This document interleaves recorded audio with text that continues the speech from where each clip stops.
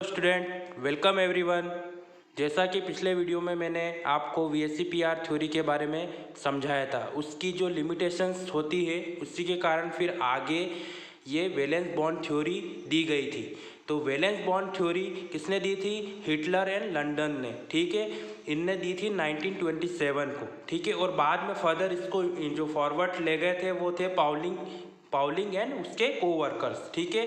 तो उनने क्या देखा, वो पहला उनने दो टर्म्स तरफ से उसको वीबीटी को समझाया था। पहला टर्म्स था एनर्जी कंसिडरेशन के टर्म्स में, ठीक है। तो एनर्जी कंसिडरेशन क्या होता है? जैसे दो एटम लिए, ठीक है, एक ए एटम है और एक बी एटम है।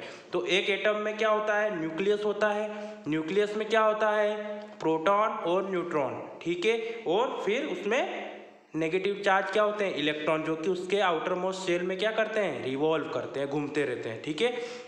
ऐसा ही बी एटम है, उसमें भी न्यूक्लियस होता है जो कि पॉजिटिव चार्ज होगा। पॉजिटिव चार्ज क्यों होता है? क्योंकि उसमें न्यूट्रॉन और प्रोटॉन होते हैं। प्रोटॉन पर पॉजिटिव चार्ज होता है, न्यूट्रॉन पर जीरो चार्ज होता है, न्यूट्रल होता है। तो टोटल नेट चार्ज क्या हो गया? पॉजिटिव। तो न्यूक्लियस एक पॉजिटिव चार्ज होता है, ठीक है। और इलेक्ट्रॉन पर नेगेटिव चार्ज होता है, जो इलेक्ट्रॉन आउटर मोस्ट शेल में घूमते रहते हैं, ठीक है। तो ये एक एटम है और एक बी एटम है। मैंने आपको कोवेलेंट बॉन्ड बताया था जहाँ शेयरिंग ऑफ इलेक्ट्रॉन होता है। तो जब एक एटम बी एटम के एक एटम दूसरे एटम के पास में आएंगे तो शेयरिंग ऑफ इलेक्ट्रॉन होते हैं। तो यहाँ पर बॉन्डिंग होती है, ठीक है। तो जब बॉन्ड होते हैं तो उनमें क्या क्या हो सकता है? जैसे पॉजिटिव इसका न्यूक्लियस वो क्या कर सकता है? दो फिनोमिना होती है, रिपल्सन और अट्रैक्शन। तो रिपल्सन किसके किसके बीच में होगा? पॉजिटिव और पॉजिटिव, मतलब न्यूक्लियस और न्यूक्लियस के बीच में और इलेक्ट्रॉन के बीच में, ठीक है। और अट्रैक्शन किसके बीच में होगा? इसके जो न्यूक्लियस का इलेक्ट्रॉन और इसके ए एटम का न्यूक्लियस का इलेक्ट्रॉन, ठीक है, इलेक्ट्रॉन के साथ वो क्या करेंगे? अट्रैक्शन होगा।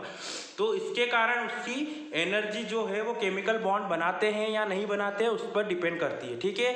तो जब वैलेंस बॉन्ड थ्योरी को in terms of energy consideration समझाते हैं तो दो फोर्स काम करते हैं, ठीक है। The force of repulsion between nuclei of this combining atoms and between the electron of this atom.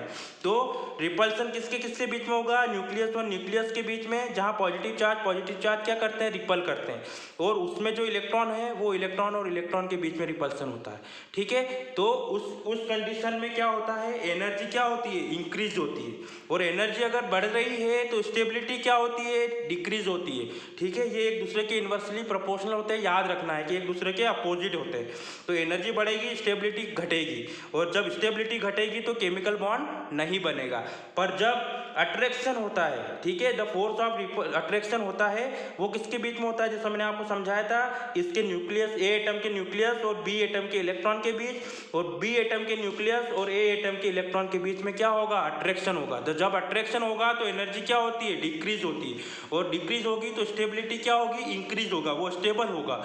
और स्टेबल होने के कारण वो केमिकल बॉन्ड फॉर्म करेगा, ठीक है। अगर ये बेसिक चीज़ आपको समझ में आ जाएगी तो आपका इसके दोनों एग्जाम्पल जो मैं लेके अभी बताऊंगा, हाइड्रोजन में हाइड्रोजन मॉलिक्यूल क्यों बनता है और हीलियम क्यों नहीं बनता है, ये दोनों एग्जाम्पल, इन दोनों को, दोनों फोर्स ऑफ रिपल्सन और फोर्स ऑफ अट्रैक्शन को आप समझ सकते हैं दोनों एग्जाम्पल के द्वारा, ठीक है। तो पहले मैं हाइड्रोजन का एग्जाम्पल बताऊंगा और फिर उसके बाद हीलियम का बताऊंगा, जिससे आप ये दोनों फोर्स ऑफ रिपल्सन और अट्रैक्शन समझ जाएंगे, ठीक है। पहला एग्जांपल ले रहा हूँ, फॉर्मेशन ऑफ हाइड्रोजन मॉलिक्यूल। इसमें जैसे दो एटम लिए हाइड्रोजन का, ये हाइड्रोजन का एक एटम है, ये एक हाइड्रोजन का एटम है। इसका एटॉमिक नंबर क्या होता है? 1। हाइड्रोजन का एटॉमिक नंबर 1 होता है। 1 इलेक्ट्रॉन इसके पास में, एक इलेक्ट्रॉन इसके पास में है, ठीक है। तो न्यूक्लियस तो क्या हो गया? न्यूक्लियस हो गया पॉजिटिव चार्ज, ठीक है, ये पॉजिटिव चार्ज, ठीक। और इलेक्ट्रॉन हो गया नेगेटिव चार्ज, नेगेटिव नेगेटिव, ठीक है। अब आप देखो कि इसमें रिपल्सन फोर्स कितने हैं? एक तो ये रिपल करेगा, ठीक है, एक इलेक्ट्रॉन इलेक्ट्रॉन रिपल करेगा, ठीक है। तो कितने रिपल्सिव फोर्स हुए? दो दो रिपल्सिव फोर्स हुए, ठीक है।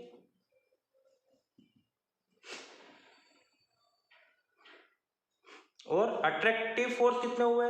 ये इसका nucleus positive negative negative positive, ठीक है, मतलब एक इलेक्ट्रॉन न्यूक्लियस को अट्रैक्ट करेगा, ये इलेक्ट्रॉन इसको अट्रैक्ट करेगा, ये इसको अट्रैक्ट करेगा, ये इसको अट्रैक्ट करेगा। तो कितने 4 अट्रैक्टिव फोर्स है।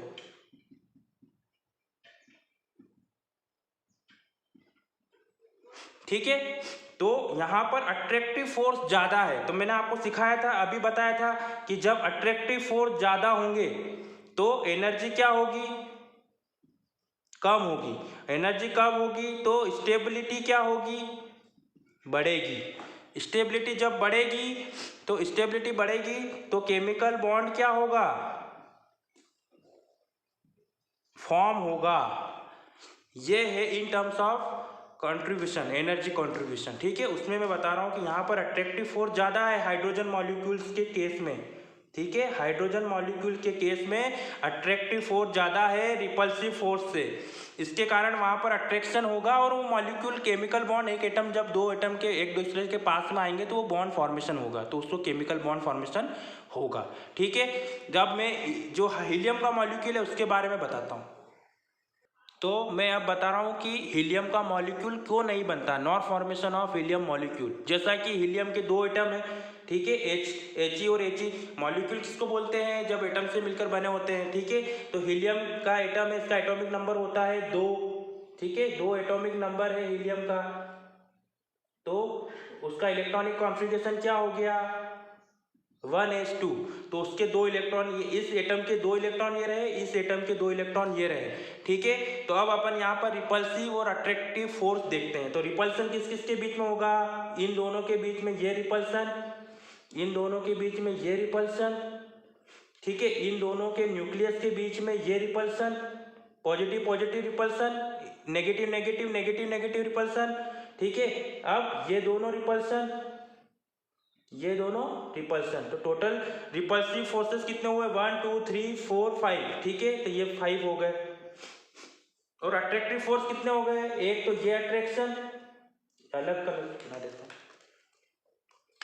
तो जो अट्रैक्टिव फोर्स कितने हो गए, एक तो ये वाला हो गया, एक ये वाला हो गया, एक ये वाला हो गया और एक ये वाला हो गया। तो रिपल्सिव फोर्स, अट्रैक्टिव फोर्स 4 हो गए और जो रिपल्सिव फोर्स 5 हो गए। तो जब रिपल्सिव फोर्स ज़्यादा होते हैं, हीलियम के कंडीशन में रिपल्सिव फोर्स ज़्यादा है, तो रिपल्सिव फोर्स ज़्यादा है तो एनर्जी क्या होगी, ज़्यादा लगेगी। स्टेबिलिटी क्या होगी, कम होगी। तो स्टेबिलिटी जब कम होती है तो केमिकल बॉन्ड नहीं बनता। तो इसीलिए हीलियम के कंडीशन में जो केमिकल बॉन्ड है वो नहीं बनता, इसीलिए वो हीलियम का मॉलिक्यूल फॉर्मेशन नहीं होता है। ये हमने किससे बताया, वीबीटी से और इलेक्ट्रॉन एनर्जी कंट्रीब्यूशन के बेसिस पर। ठीक है, तो जब 2 एटम के बीच की दूरी को क्या बोलते हैं, द डिस्टेंस बिटवीन 2 एटम्स, उसको बोलते हैं बॉन्ड लेंथ। ठीक है, बॉन्ड लेंथ, ये भी याद रखने की चीज़ है। ठीक है, तो ये चीज़ें हैं। तो मैंने आपको जो आज जो बताया है वो वीबीटी बताया है on the basis of energy consideration. ठीक है, तो उसके बेसिस पर मैंने आपको आज सिखाया है। कल के वीडियो में मैं ओवरलैपिंग के बेसिस पर बताऊंगा, वो थोड़ा टॉपिक बड़ा है इसलिए इस टॉपिक में नहीं ले रहा हूँ, तो इसी को कंटिन्यू मैं अगले वीडियो में करूँगा। ठीक है, तो आप ऐसे वीडियो देखते रहिए और चैनल पर पहली बार आए हैं तो चैनल को सब्सक्राइब करें, लाइक करें और शेयर करें। Thank you.